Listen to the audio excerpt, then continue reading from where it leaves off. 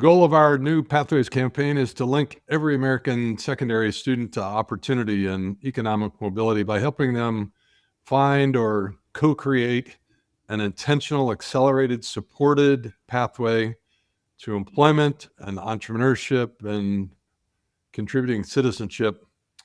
These new pathways are often expressed as career academies and always full of real-world learning, experiential learning. I'm Tom Vander Ark. You're listening to the Getting Smart podcast, and I'm joined today by my friend Candy Van Buskirk. Hi, thanks for having me today.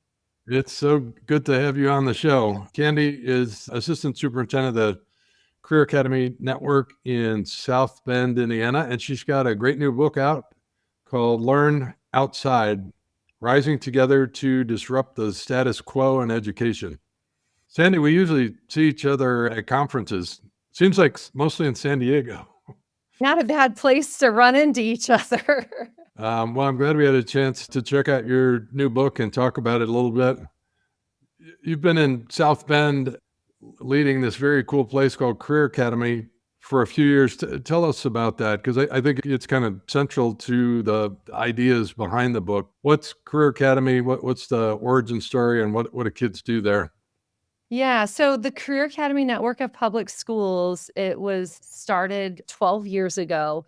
And we have our board president, Larry Garatoni, founded the school. He has a passion for economic development within the South Bend community because it's his home community, and knows that economic development starts with human capital. So it starts with our students, it starts with education. And he, by trade, is an engineer and had a passion to look at the manufacturing and the careers that are high wage earning positions within the community and developing an educational opportunity for students in the South Bend area to obtain those high wage earning positions, but knew that we needed to do education differently. So Larry, to this day, he's 85 years old. He's full of passion, full of drive, very generous, and just loves his community and loves his students, and founded the Career Academy Network of Public Schools. And it started with secondary. We started with 612 and then added on an elementary school. So added on Success Academy at K5. And since then, we've added on another elementary this past year in partnership with the Boys and Girls Club. We added on another high school called the Portage School of Leaders. Each entity has their own niche, but at the very foundation of all of the schools is leading with experiential learning and allowing students to learn who they are and what pathways they're passionate about so that they can lean into those pathways. And we are STEM and robotic. So students K5 start coding with Tinkercad and do Tinkercad roughly through middle school. And then in middle school, we start with something called Fusion 360. We have precision machining, engineering, computer science, biomedical sciences. So several pathways that students can start to get accustomed to in elementary school. But then we know that our learners are constantly changing and evolving. So by the time they get to high school, they may have switched what their pathways are, but it just allows them to really dive in and identify different areas of careers outside of the standard doctor, teacher, lawyer. Our students are looking at marketing, they're looking at biomedical sciences, they're looking at engineering and manufacturing and welding and these different pieces and all the jobs that lie within those worlds as well. And every one of those pathways is packed with dual enrollment opportunities, credentialing opportunities, and work-based learning opportunities. Yes, they absolutely are. I appreciate you bringing that up. We have a current senior who has his NIMS certification in welding, which is a national certification. He's going to have several opportunities. Right now, he is doing work-based learning while he's in high school, and he's doing it with South Bend Iron. He was one of the few people that had the NIMS certification, and he's working with older adults.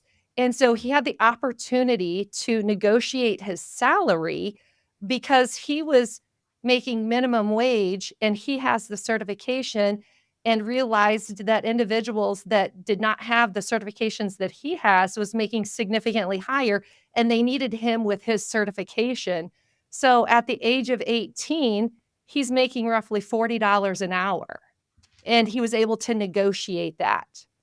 Say a little bit more about middle school career exploration. What kinds of activities do Career Academy students do in the middle grades that helps them, enter high school with a initial sense of direction? Yeah, so in middle school, students have the opportunity to go into each pathway. Currently, we offer 7 different pathways. So they test drive each one of those pathways, as well as they go into what we call our maker space with their classrooms on with project-based learning.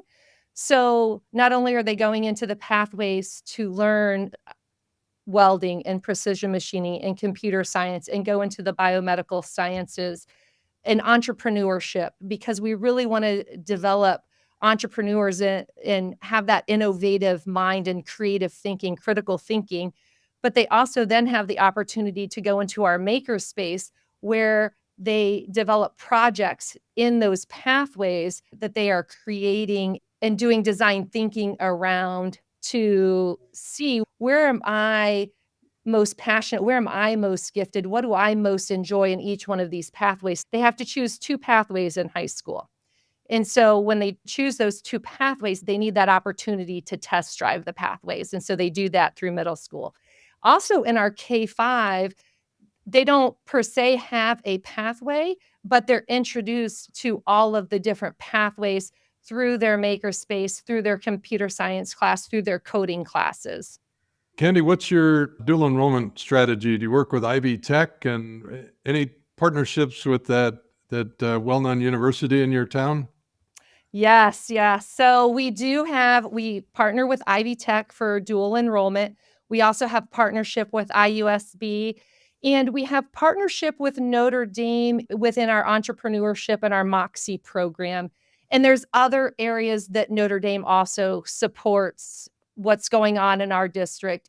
One big piece is Notre Dame offers a full ride, full tuition scholarship to 10 students in St. Joe County based on their academics. Currently, we have 3 students at the University of Notre Dame on a full academic scholarship. Candy, while you've been a leader at Career Academy, you were working on finishing up your PhD, doing some research on this subject of experiential learning. Does that have anything to do with this new book called Learn Outside? Are we reading your dissertation here, or is there? You're not reading my dissertation. However, what I will share is a couple of years ago, I was in a school district that was 80% English language learners in the Grand Rapids area. And I started to dive into looking at online learning and English language learners and looking at SAT scores. But within that district, we were also central on competencies and project based learning. And that is where I initially started to get that aha moment that, okay, we know that we need a shift in education. Are we starting to see success in this? What does student engagement look like? What does student agency look around this? And started to see there was student engagement. There was student agency when we brought in competencies and project-based learning. And we were servicing a large EL population.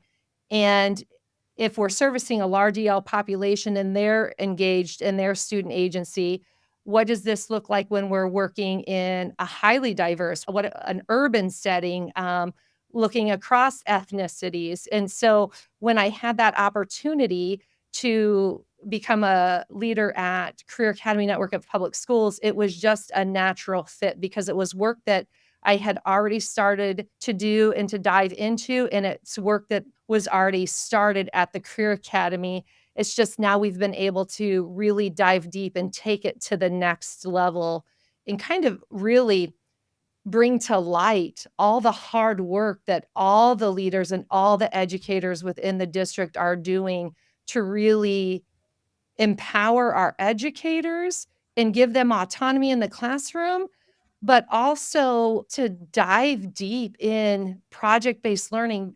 And what we found with the project-based learning within the classrooms is that when the teacher is given that autonomy, they become more passionate about what they're doing, or that fire is reignited within them. And in reading the book, you'll see I talk about our future lab coordinator, Dave Ebersol, and his passion and his fire within inside him when he gets to teach robotics and he has, students working on 3D printers. You can't help but get excited yourself. And so now our students are working in that environment when we have teachers that are on fire for what they're doing. Candy, what I really appreciate about you and the Career Academy team is that you guys are learners.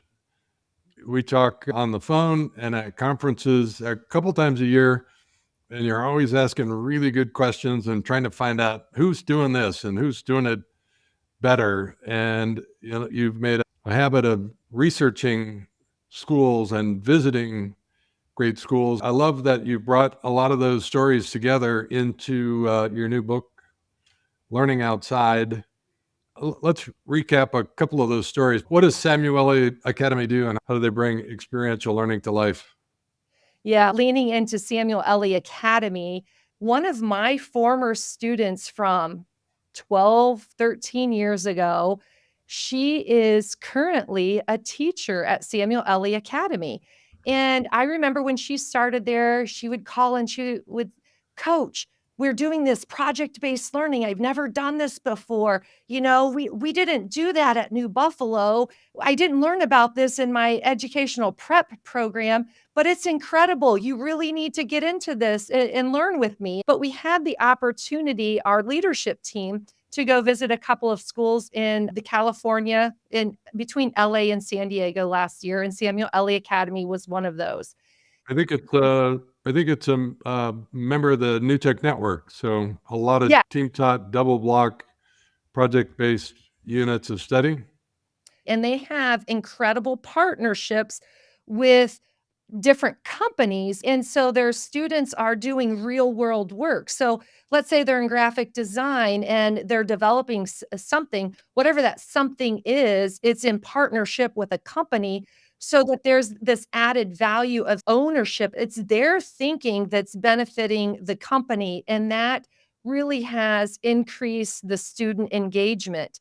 With that, they are also fully in partnership with the foster care of Orange County, where they have even built on campus a dormitory for their foster students. And so their foster students live in that dorm Monday through Friday.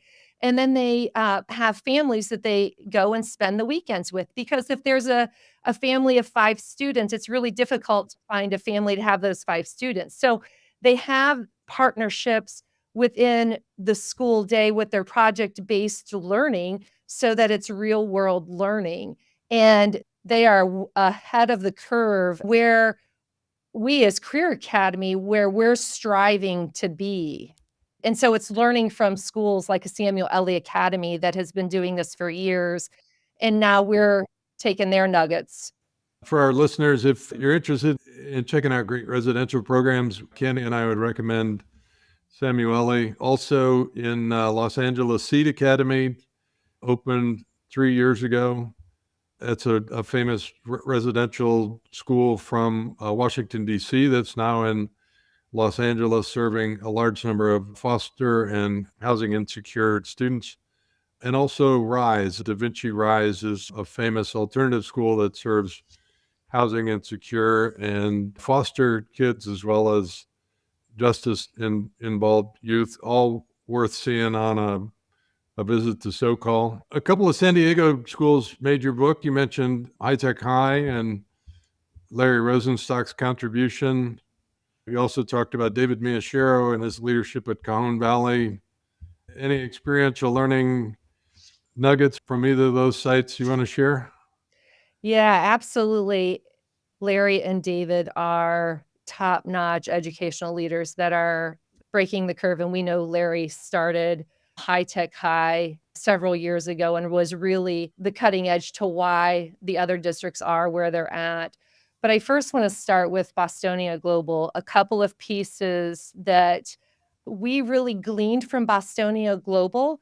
One is something that's called the RIASEC. The RIASEC is an interest inventory that they do kindergarten through high school, and it's given out annually. And I think in some cases they might do it twice a year.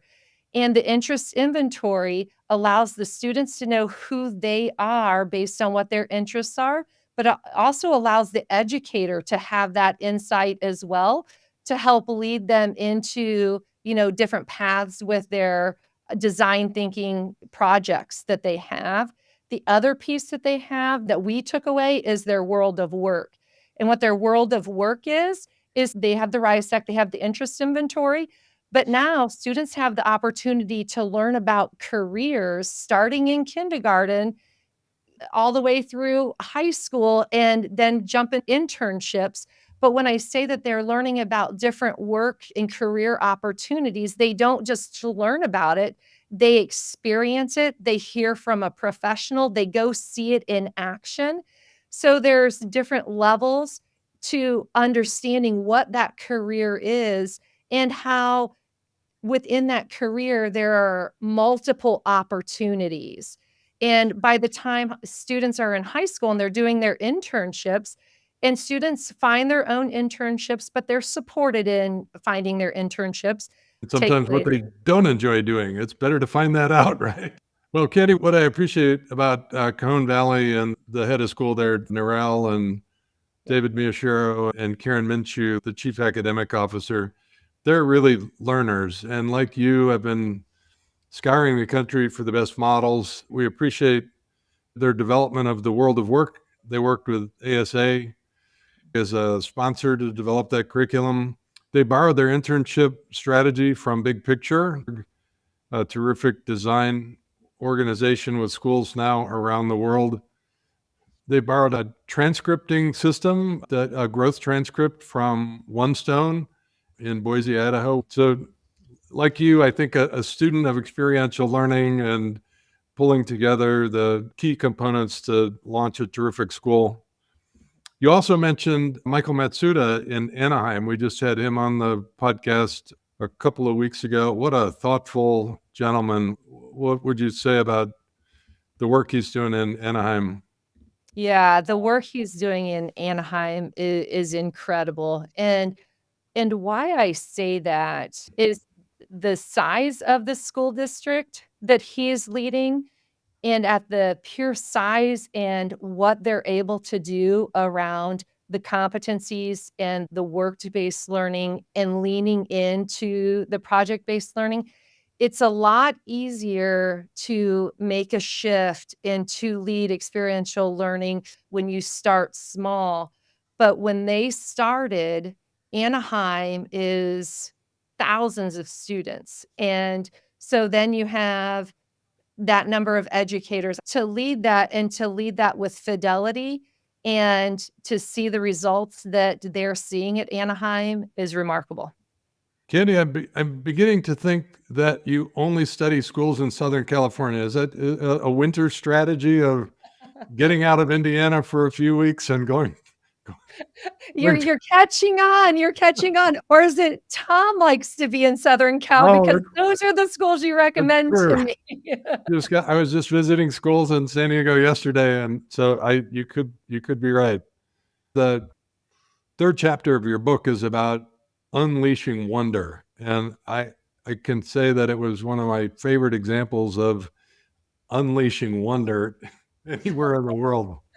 Where else do you see bright spots that are unleashing wonder, maybe in the elementary grades? Yeah, so I will share what I'm thinking specifically within our school district right now. And we just opened a K-5 called Success Academy at Boys and Girls Club in partnership with the Boys and Girls Club, where the building is owned by the Boys and Girls Club. They do their programming before and after school. We have the students during the school day, Boys and Girls Club provides something that's called a youth development instructor in partnership with a classroom teacher. So we have 2 instructors within every classroom. And so Monday through Thursday, it's project-based, competency-based learning, and then on Fridays, the students go into the community with community partnerships to dive into the work in which they're doing Monday through Thursday. So, for example, our 2nd and 3rd graders were working around hydroponics, and so the project was called From Seed to Stalk to Stomach. And so this was a quarter-long project. So they're going into different hydroponics within the community, so vertical, horizontal, and they then have hydroponics within their classroom, so they're growing lettuce right now. They went to a hydroponic artesian farm in New Buffalo, Michigan, where they provide it's a lettuce hydroponic farm. So they're learning, the intricacies from the hydroponic farm, bringing it back into their classroom. And this is what they get to do every Friday. So when you say unleashing wonder, that is really happening in that new K-5 building. It really is exponential because of the partnerships. I cannot speak enough about the power of partnerships because it's the same thing as working in collaboration. If you and I didn't communicate to learn about these other schools, then our view on what the possibilities are Yeah. smaller. So now we work in partnership and it's just exponential. Candy, I'll give another shout out to the Outdoor Discovery Center in Holland, Michigan. It's a 25-year-old nonprofit that works with many of the schools and districts in West Michigan to create place-based and experiential learning experiences K-12. They work with schools. Sometimes they'll go into schools and create experiences in schools. Sometimes they'll go to schools and take kids to some of the 2,000 acres that they manage. They do after school, they do summer school. So just a great example of it's a stand together grantee that is just lighting up Western Michigan through these kind of partnerships, place-based and experiential partnerships. Why, on your book, Learn Outside, why lead with that? What's the big idea behind Learn Outside? So, yeah, we may have these physical walls in our classrooms, but how can we learn beyond those walls? And so, hence the learn outside. And as educators are leading those spaces, how can you allow your mind to go outside of that realm as well? Kind of like thinking outside of the box. How do we go beyond the borders to engage students and to develop student agency and to really provide opportunities for students to have high earning, high wage positions when they graduate high school. And if college is the route to continue that path, fantastic. But if it's not, if it's jumping into the career world, then let's make sure that our students are ready to do that. But we have to go beyond how we sat in the classroom and how maybe we originally, my first few years of teaching, how my students sat. I think back and I'm like, can I go back and do it again? Because I would do it differently. And we would lean into that outside piece. We're talking to Dr. Candy Van Buskirk. She is Assistant Superintendent at Career Academy in South Bend, Indiana, and author of a great new book called Learn Outside. Candy, as we close, I'll just draw people's attention to Chapter 6 as some great advice for ed leaders, but what's a thought or two advice for folks that are really earlier in the journey? How and where do you get started with experiential learning? I think the easiest piece is you eat an elephant one bite at a time. And Mm. so you take one bite. What's that one step forward? Is it in a growth mindset? Is that one bite in rethinking the setup of your classroom? Is it one bite of just starting with one project for your students? And don't overwhelm yourself that you have to do the whole piece because it develops over time and over years and over collaboration, but just take that first bite. Candy, anybody you want to recognize or acknowledge that has really helped you on the journey, particularly with this book? Yeah, there's a couple of people that I just really need to thank. Larry Garatoni, who's our board president, allowed me to share the story about the school district and the other school districts. And then Jeremy Lugbill, who's the superintendent. Him and I have worked together for years and have a great collaboration and a great mindset towards experiential learning. And then obviously, I've got to shout out Michael Fullen and you. You're two mentors that I really look up to and really value your input. And so just want to thank you guys. I'm so glad that you connected with Fullen, and I just love being in his presence and just enjoy listening to him think about promoting experiential learning worldwide. He's such a great resource, and like you, I appreciate being able to learn from him in a lot of different ways.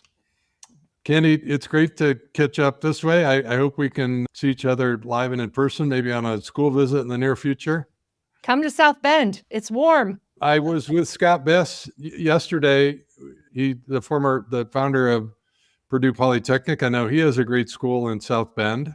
Yeah, he does. He absolutely does. And in fact, Jeremy Lugbill, our superintendent, is on a high school redesign team with Katie Jenner, and he is a part of that. So yeah, they're Secretary doing great Jenner things. is just one of America's great ed leaders, certainly a top chief. I know yesterday, Scott and the rest of the state board voted on a new diploma pathway that I think will aid schools like Career Academy to support the kind of experiential learning that you're really trying to advance. I appreciate Dr. Jenner's leadership, Scott Bess, and the other state leaders that are George Pillauer from just south of Indianapolis. Leaders like that are really trying to create new pathways in Indiana, and it's a great place to innovate right now.